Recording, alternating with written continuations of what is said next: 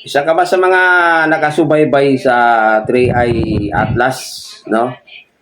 Yan yung mga binabantayan ngayon ng mga scientists, no? Yung mga astronaut.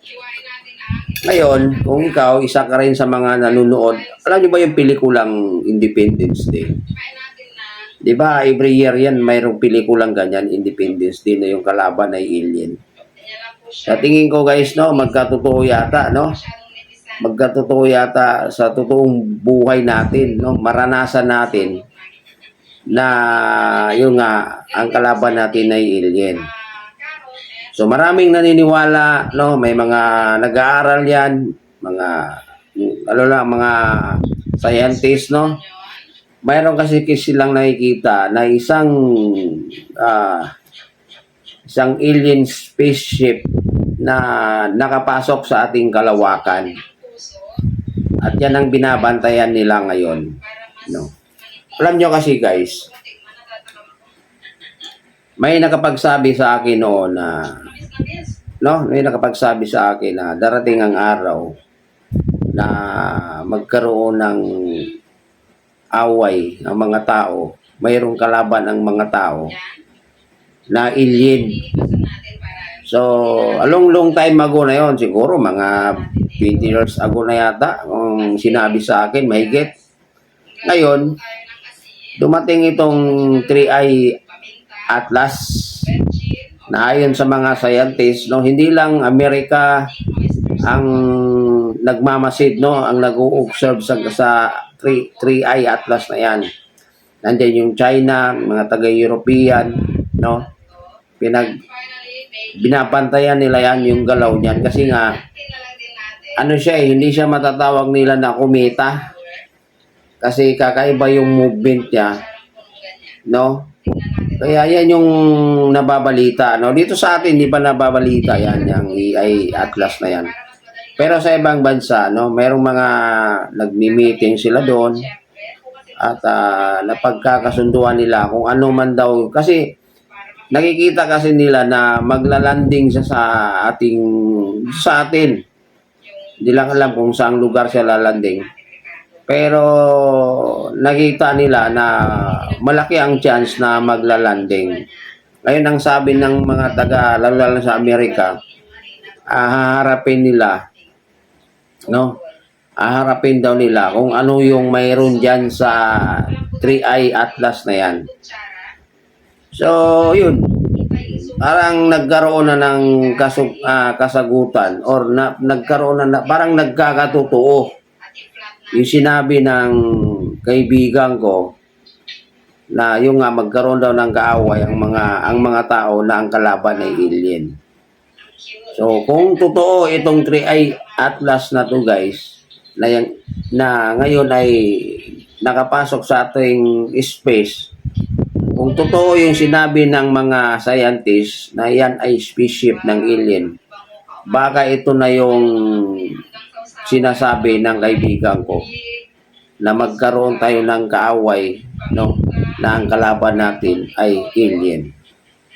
Baka ito na siguro yon. Matagal na sinabi sa akin yan, hindi ko nare-remind lang ako, naalala ko lang yung sinabi ng kaibigan ko nung narinig ko itong 3i Atlas na maraming mga bansa na tinitingnan nila yan, yung movement yan, no, at iisa lang ang kanilang findings. Iisa lang yung kanilang sinasabi. Halos magkatugma yung kanilang sinasabi.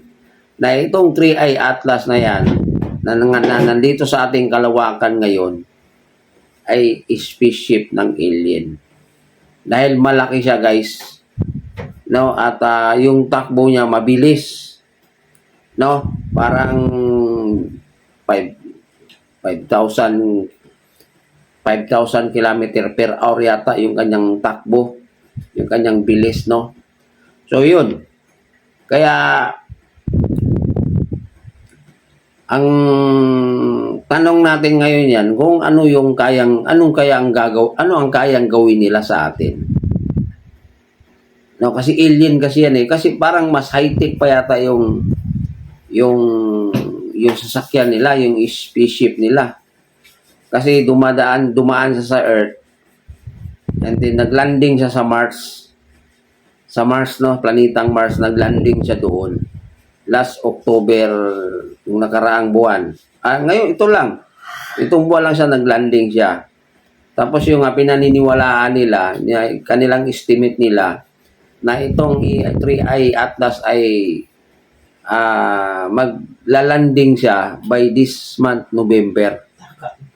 Ito yung mga sinasabi nila na mga nagbabantay niyan sa spaceship na yan. So nagtugma guys, no? Nagtugma at nagkatotoo, kung totoo man yung sinasabi ng scientist na alien yan, nagtugma at nagkatotoo yung sinasabi ng kaibigan ko. Ang kaibigan ko kasi guys, bigyan ko lang kayo ng konting background sa kaibigan ko. Ang kaibigan ko guys ay mayroon siyang third eye. Kumbaga nakakita niya yung mga pwedeng mangyayari, yung parating na pangyayari. Kaya lang pag nagsabi yun, no, matagal sa dumating. Talagang taon ang bibilangin mo bago mangyayari yung kanyang sinasabi. So, yun nga, tumakbo ng ilang taon, umabot ng 20 years mahigit. Saka ko nakita yung kanyang mga sinasabi. Na yung nga magkaroon tayo ng alien. Ang isa pa sa mga hindi ko nakakalimutan, na yung mga kalaban nating alien, pagka tinamaan ka ng kanilang armas, no, ang katawan natin ay magiging tubig. No? Magiging tubig pag tinamaan ka. Isa yun sa mga hindi ko nakakalimutan nung sinabi niya sa akin yung regarding sa magkaroon tayo ng kaaway na ang kalaban natin ay alien. Ayan siya guys, no?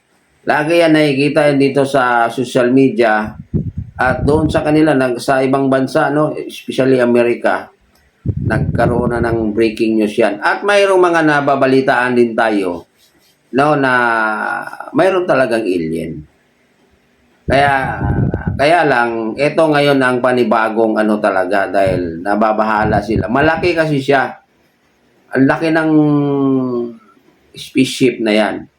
At pinaniniwalaan nila na pwede siyang, no, maglalanding sa Earth. Siyempre, pag naglalanding yan, so tayong mga tao naman, hindi tayo papayag, no, kung sakasakaling marami yan sila, hindi tayo papayag na titira yan dito sa atin kasi di natin alam kung anong pwedeng gawin nila. Kaya ang mga tao, tayo, sa tingin ko, hindi tayo papayag na mayroong alien dito sa ating Earth, dito sa ating mundo. Ayun yun guys, no? Kaya ako guys, no, medyo nababahala din ako. Nababahala ako. At ang tanong kung paano natin sila lalabanan. Kasi ang sabi ng kaibigan ko, magkaroon tayo ng kaaway na ang kalaban natin ay alien. Ang tanong ngayon, paano natin sila kakalabanin? Baka matulad to sa mga pinanunood nating pelikula na yung Independence Day na nagkaroon ng labanan, dumating yung spaceship sa ating mundo at nagliparan yung kanilang mga sasakyan at nananakit ng tao.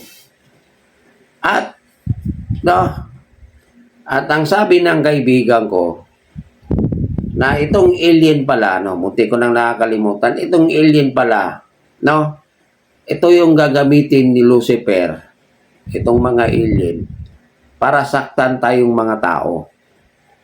Yun, munti ko nang nakalimutan, no, sabi niya, gagamitin ni Lucifer, no, kilala niyo si Lucifer, gagamitin ni Lucifer yung mga alien para sakitin at saktan tayong mga tao. Yun ang sinabi ng kaibigan ko. Kaya dapat maging aware